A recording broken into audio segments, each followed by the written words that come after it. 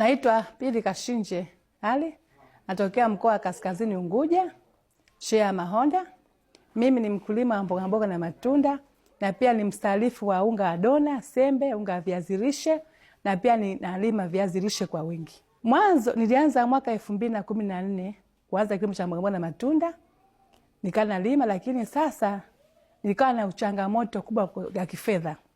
Nilikuwa na malengo sana kuona kuwakomboa wakulima wenzangu kuhusu mambo ya mahindi haya, wakilima mazao yao shambani, ikifika akikomaa inabidi watoe kabla hajakuwa mapevu.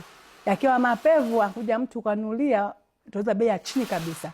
Tunashukuru sana serikali ya awamu ya 6 kwa kuweza kutusaidia sisi wajasiriamali kwa sasa wanawake.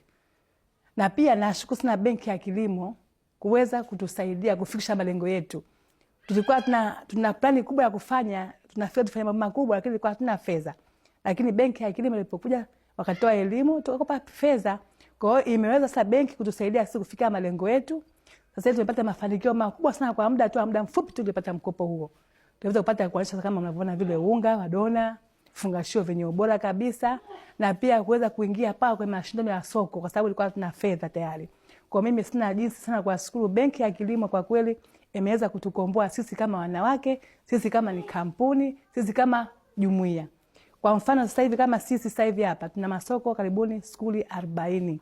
Tunaweza kuwafikia, tunawapelekea unga wa dona, tunaingia mpaka sasa kwenye ushindani. Hapo mwanzo ukiambiwa kuna ushindani unaogopa kwa sababu huna fedha. Mimi naitwa Jafet Mihayo Nzoka na mimi ni mwalimu mstaafu. Sasa mimi nimemhamasisha mke wangu na kwa kweli kashiriki kwa shughuli za ujasiriamali hasa kwenye kilimo, na tumeweza kwa kweli. Tunafanya huduma mbalimbali za kifamilia ikiwemo kuwasomesha watoto wetu tangu nasari, yani chekechea, hadi vyuo vikuu. Sasa hivi wapo wale wakubwa, lakini tunasomesha kwa mifuko ambayo inatokana na hichi kilimo. Sio kwa ajili ya kazi ndio kwa nafanya zamani.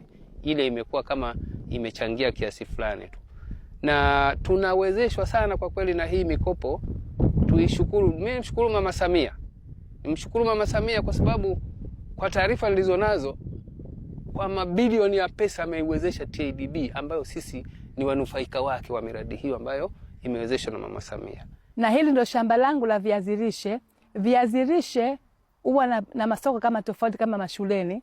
Huwa navuna, nauza viazi safi kabisa, napeleka mashuleni, na pia unabakia vile viazi vidogo vidogo endapo wakulima wengine wanavitupa, mimi wanafanya unga wa viazi lishe. Unga wa viazi lishe unasaidia kila rika. Unasaidia rika la kwanza, kwa mfano mtoto mdogo wa miezi 6, kwa sababu hawezi kula kiazi lishe, wanafanya unga wa viazi lishe.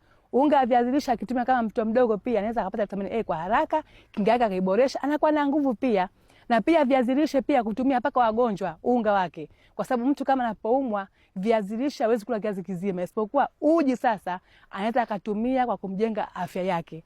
Pia viazi lishe pia wanaokoa mazao, kwa sababu watu wengine wanachuma viazi vile chenga zile wanazitupa kwa sababu wanapa mifugo, kwa sababu wanasema hazina maana tena. Hasa mimi nipata fursa ya kuwa nafanya unga wa viazi lishe na pia na kuzipeleka mashuleni ili kuwajengea watoto wetu kuwa na muono mzuri, kuwa na akili ya kufahamu, kwa sababu tunataka vitamini A kwa haraka. Nashukuru sana Benki ya Maendeleo ya Tanzania kuweza kutupatia sisi mkopo na kuweza kufikia malengo yangu ya kilimo.